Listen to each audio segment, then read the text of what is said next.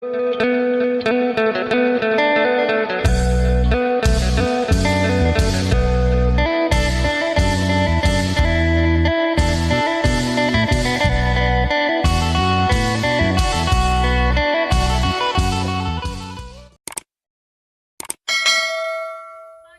สบายดีและสวัสดีเนาะผมกับพ่อกับซองบ่าวจะมั่มอีกแล้วเนาะมื้อนี้ก็ฝนตกมืดๆเนาะแล้วก็เอาโตโน่เนาะอยู่เฮือนแล้วก็เลยไปส่งแม่เพิ่นมื้อนี้ก็เห็นน้องธงไปโต่งกับปลาเนาะไอ้แห่น้อยตาคูนน่ะไปโต่งก็ได้พอกินอยู่เนาะก็สิชวนเพิ่นไปใหม่เนาะเอาโตโน่ไปปลาไว้ครับสาวลาใหญ่เนาะโอเคเนาะ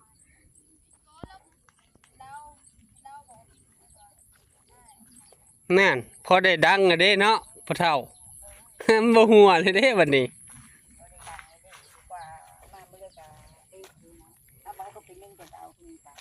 อืมสบายดีไหมเฒ่าสบายดี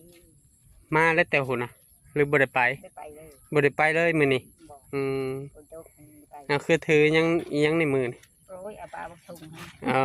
สบายดีน้องสาสบายดีมือเจ้าก็สิชวนน้องสากับน้องธงไปสอนอีกเนาะไป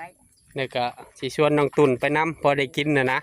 พอได้กินไปเที่ยวดำเบิ้งไปสอนลองเบิ่งทางนี้ทางนั้นมันแห้งแล้วมันแห้งแล้วทางน่ะแห้งแน่มาทางพี่ทางนี้ปลาขาวหลายก็มีอยู่ทางนี้เบิ่งได้หลายบ่ใช้น้องสาปลาขังไว้บ่มันดิเป็นได้ขีดตาไฟใหม่เอาเฮ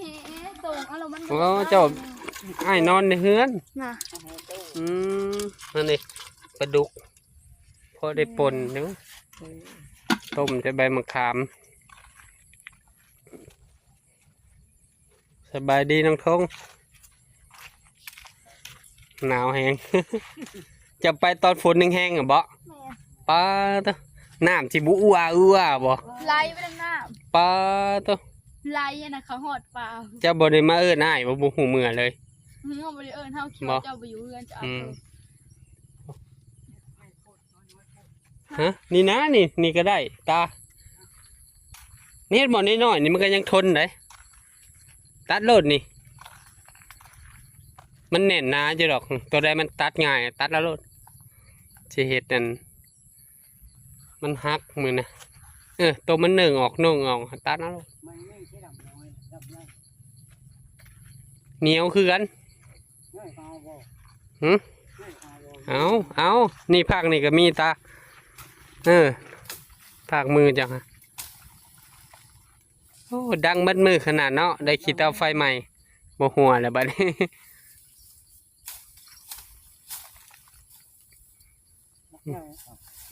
ตัดโลดตัดทึ่งก็ได้นะ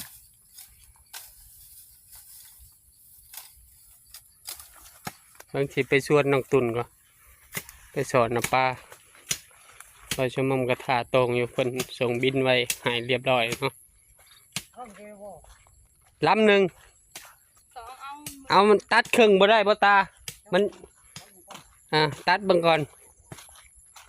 อย่ามันหักอีกตัดเอาสองแล้วก็มัดแล้วก็ไป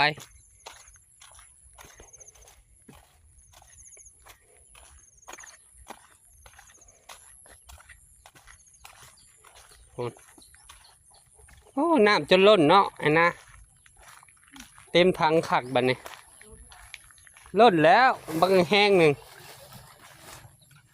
สบายดีน้องไอ้นะเก็บทานบ่เอาขวดแล้วเลยก็เดียวยันฝนมันเปียกบ่ตื่นเลยไปหาสอนหายังพอได้กินแหลง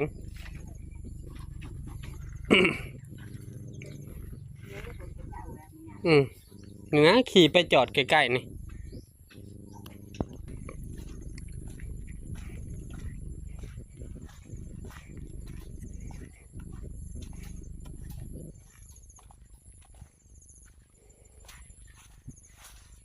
โอ้ตูบน้อยเพิ่นก็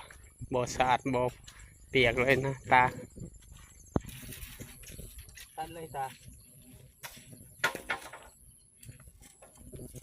ตุ่นกำลังมาเอาตุ่นไปนำ ตอนฝนแห้งนี่คือสิได้มัน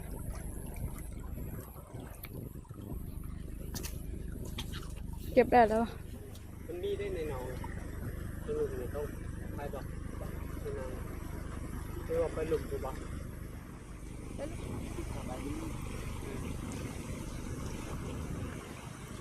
มันความลงอยู่สั่นนี่ อืม ตานะถ้ามันท่วมแล้วมันขึ้นทั้งเบิดตานอกจากว่าแบบมันลงหน้ามันลงแล้วมันข้างในป่าหญ้า ใช่มันแต่อยู่แม่นั่น แล้วมันก็บื้นลงหลังเห็นบ่ก็ชิวเข่าอยู่นี่ เขาเพราะว่ามันหลอดออกไปได้เนาะ โอ้ยมันยังสิมาอีกคนนึงมาทันใครเนี่ยมือมาทันใครเนี่ยตรงทางเลย เฮาปลูกผักนั้นผักเฮาป้าจนเจือน เนาะ ในผักน่ะมันน่ะเริ่มออกเลยมันพง บ่ได้แล้ว ฝนตกเบิดคืน แม่นบ่ปล่อยมันจิ้มแล้วพอได้อุกินอยู่เนาะ พอได้อูกินปลาขาวก็มี ปลาขาว กุ้งก็มีนี่นะฮะได้ชั้นนี้เท่านี้10 บาทกับห่วย บ่กินเลยเนาะ แม่นแล้วมกก็แซ่บเลยอ๋อก็แซ่บเลย แบ่งให้แม่ถ้าเอาน้ำเนาะให้ได้หลายก็ อืม ได้หลายได้หน่อยก็แบ่งคือเก่า นี่เนี่ยใบตอง นอนยังวันนี้นะ นี่เลย เหนียววะเหนียวเพิ่นนะเอาใส่เลย กินได้ กินได้ แซ่บได้เหนียวนี่อันนี้ก็เหนียวนี่นี่เห็นป่ะ เหนียวตัวน้อยบ่ แซ่บได้ นี่ปลา เป็นทะยานนะ จะบอกกินบนเหนียว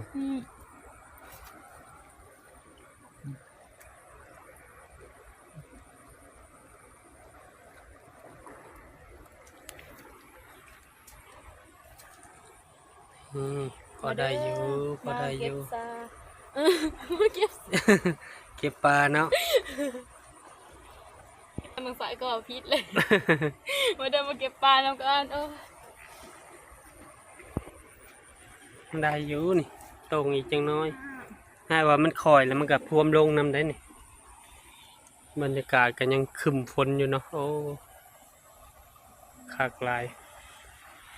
เบิ้งมาเบิ้งในของเบิ้งเบิ้งกระทงในร้านเลย นี่เนาะตรงอยู่ปากท่อน้ำไหล ตรงอีกวันที่นี่ก็เก็บได้หลายเติบเนาะกินกันเนาะ นี่ที่ทุกคนเก่าไหม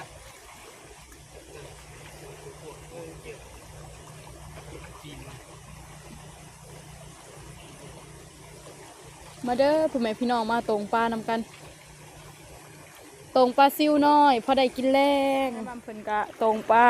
คนเดียวทางไอ้ทงเพิ่นกะเขาไปเบิ่งปลาอยู่ในท่อพูน กินเบิ่มเลย ทางไอ้ทงเขาไปเบิ่งปลาอยู่ในท่อเพิ่นได้บ่นะ เอาอยู่ก็คือตัดใหม่นั่นนี่เนาะ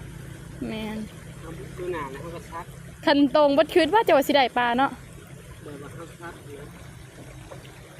เอามือหนาไม่มาบ่ต้องจับมัน อืม ไม่ตัดที่นี่ตอกที่นี่ตอกที่นี่ตึงเลยแบบนี้เป็นกระเบียดตูงเลย อืม นะครับตัดแย่งตัวนุ่งมนเนี่ยเป็นนิดต่อนะ อืม ต่อไปมันก็ไหลลงไปเลยแบบนี้ได้คือว่าผ่านตูงมากเลยก็ใช่เลย ได้บ่นะทางไอ้ทงถามเนาะ ทงได้ปะทงมีปะนี่ไล่มาเลยจะลงมาผิดจะกวนน้ำมันมาเลยนี่โอ้เข่าอยู่เด้อ เขาบ่ คันเขาตรงแบบเบิดขึ้นคือว่าแล้วเนาะ แม่นแต่ว่าสิได้หลายเนาะ ที่สิได้ลายบาทเดียวแบบขาวๆเลยนะ อืม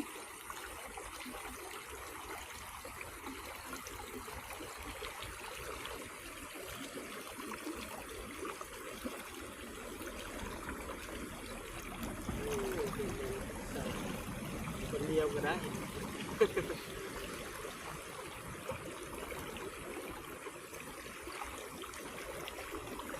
มันแห้งหลายก็บ่ได้นะ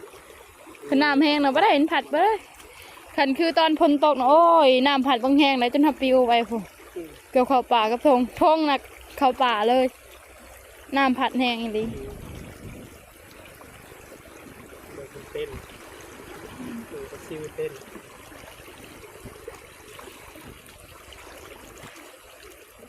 มันโตออกมาให้ เด็ดออกมา ค เล วย รกวนน้ำลงมาเลยปลามันก็ลงมาเลยแล้วมัน ฮะ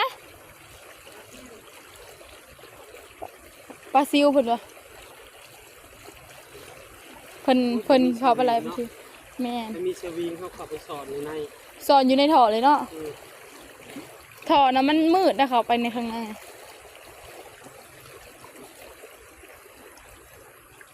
โอ้อันนี้ลายเติบน้ำบัตรงาน แม่น ลายเยอะ เพิ่งกินย่อขึ้นเนาะ ตาทงออกมากเลย แม่น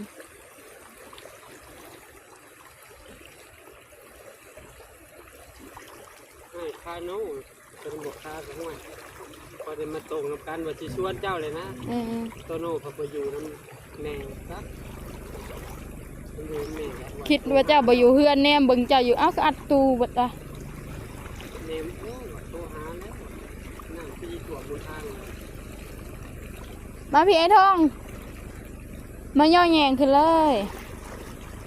ไล่ออกมาเลยเด้อทงจับตัวจับเลยขาตั้งกล้องเลยบ่รู้ เฮาก็บ่มีคือกัน มือจับถ่ายคนเดียวมันก็ได้นะ คันถ่ายคนเดียวก็บ่ได้เฮาก็คือกันแหละต้องมีหมู่ถ่ายนำจึงถ่ายได้ ตอนมันกระดาบอยู่นี่นะ ทางไอ้ทงเพิ่นก็มาเลยเบิ่งลองย่อมึงดูจะว่าหลายเหรอแต่โดนแล้ว โดนเติบเลยโอ้ปลาคอเดี๋ยวปลาคอ ได้บ่ ปลาคอปลาซิว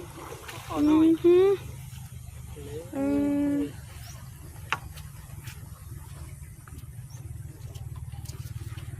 อือหือได้ปลาขอเนาะปลาขอกับปลาซิว ปลาซิวเริ่มลงแล้ว แม่นี่ปลาซิว จะได้ให้มันแต่บกเลย สอนไปเรื่อยๆโตไปเรื่อยๆก็ได้มุกเนาะ แม่ยังบนทันหนาวที่ แม่นทับไม่ทงผู้เด้อ ทันบอยเขากับมือกลัวมันยังได้อยู่ได้สำนีเนาะ แม่นขันมื่นพ้นตกมาสอนแล้วเนี่ยมื้อนี้ก็บ่ได้ไปแก่พื้นพ้นตกเบดมื้อ ไม่เท่าเลยไปปุ่นเนาะ แม่น ตกลงไปมันยากต้องทางเปิดเนาะ แม่น เป็นไงสิลบนี่ดึงหมูแค่ทางสิตมกุ้งเป็นใหญ่เลย แม่นเอาเลยกุ้งก็ นี่มันประกัดป่าคนนี้ กุ้งจะ มาเดี๋ยวประกัดป่าได้ไหม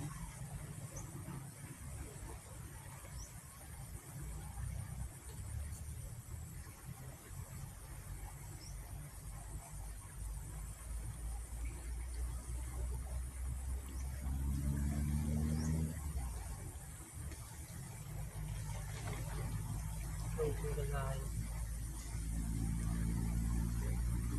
จะหน่อยคนแรกหอดเข่าก่อนไปหางม แม่ เข่าน จะให้หน้าแล้ว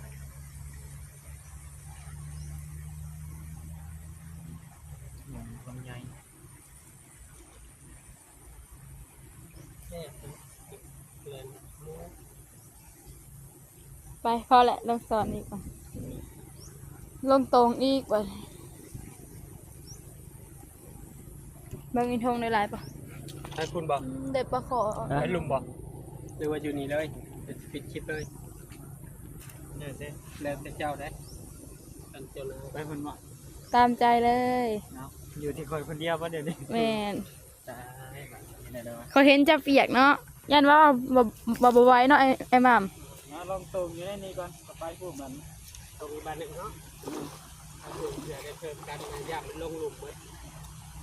ำตรงเลย เดินพาลงหลุมไหม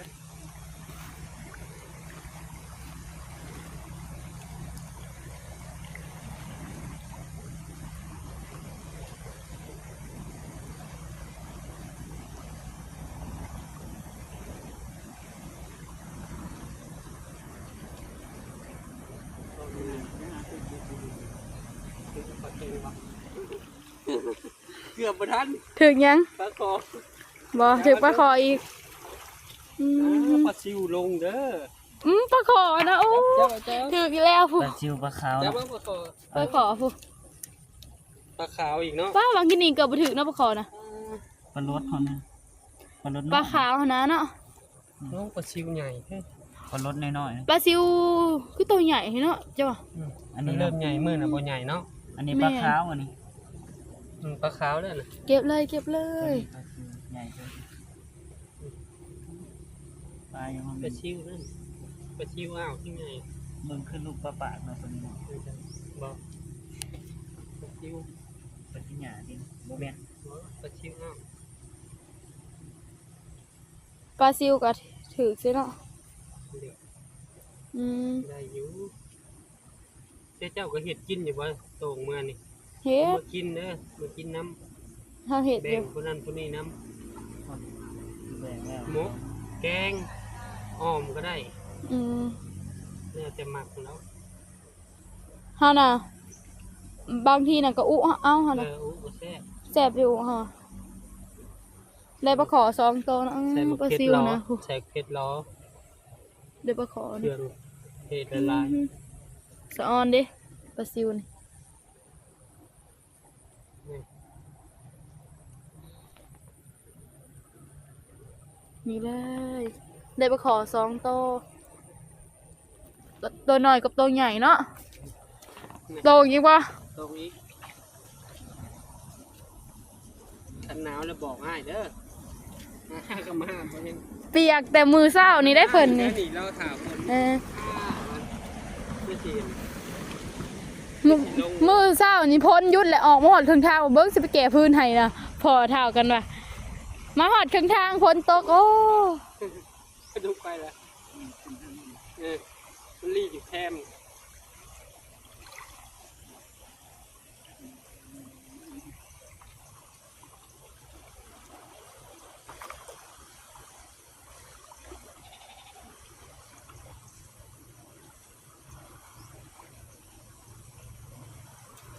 อยู่แรงมีก๊กอยู่แล้วนะ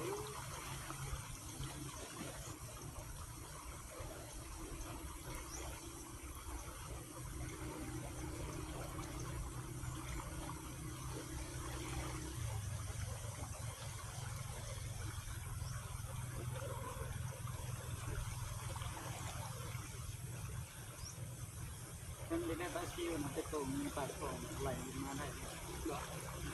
หลายได้คนทองมันทองทำ เจ้าหน่อยไปพูดบอก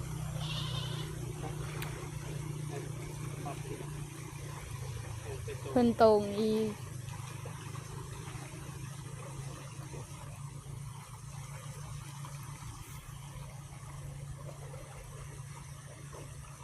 ลงยุปลาเนี่ยมันก่อนน้ำปล่อยน้ำแห้งก็ลง เบิ่งปลาตุ่ม มือมันลงแล้วดูกระตุนจำไม่แขนไปเราบทันมันต่ำเลยมันตื่น ตรงอีกเบิ่งก่อนว่าสิมีหรือบ่มีปัดนี้ แล้วตุนมันยุบบทันแล้วตัวเด่นที่นี่ต่ำเนี่ยมันดุไม่ใช่เด็กก็ได้ต่ำให้หน้าแล้วได้อยู่ปักต่ำให้หน้าทั้งข้อคอกระดุกปักเลิ่นนี่นาปตอเทียงแล้วปักอะไรก็ไปย้ำ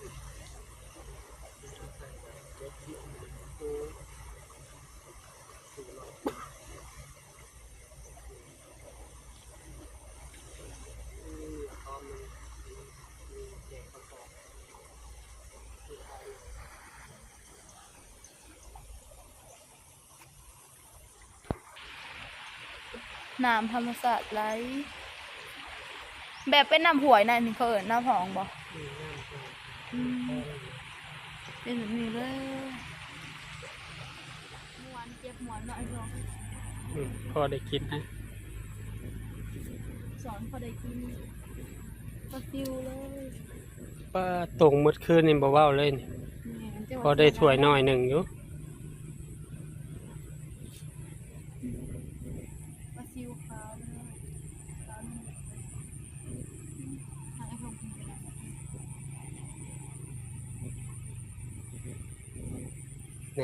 อ้คันมาแต่เว้นนี่แฮงได้หลายนะ มาในช่วงฝนแฮงเนาะโอเคเนาะ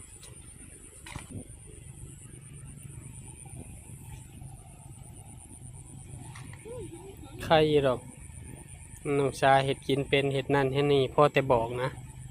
กินหยังมื้อนี้มุกอ้อมเห็ดหยังกะจิอ้วนขึ้นหั่นแหละบัดนี้ ปลาซิวยังไอ้ทง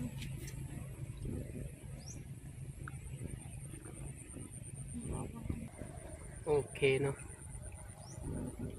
วันนี้บัจจมัมก็ขอขอบบุญขอบคุณเนาะพ่อแม่พี่ๆหน้าเนาะที่เบิ่งคลิปบัจจมัมแต่ต้นเดือนจบเนาะที่ให้คลิปเปล่าจะมัมตลอดเนาะบรรยากาศยามฝนเนาะปลาลงโต่งปลาลงช่วงนี้เนาะฝากพ่อแม่เนาะเป็นกำลังใจบ่าวจะมั่มในเด้อกดติดตามบ่าวจะมั่มกดไลค์กดแชร์เนาะอย่าลืมกดกระดิ่งเพื่อบ่พลาดคลิปใหม่ๆของบ่าวจะมั่มเนาะบ่าวจะมั่มก็สิขอตัวลาพ่อแม่พี่น้องไปก่อนเนาะช่วงนี้ก็ครึ้มฝนกันครึ้มพายุเข้านี่เนาะเจอกันคลิปหน้าเด้อพ่อแม่พี่น้องขอกล่าวคำว่าสบายดี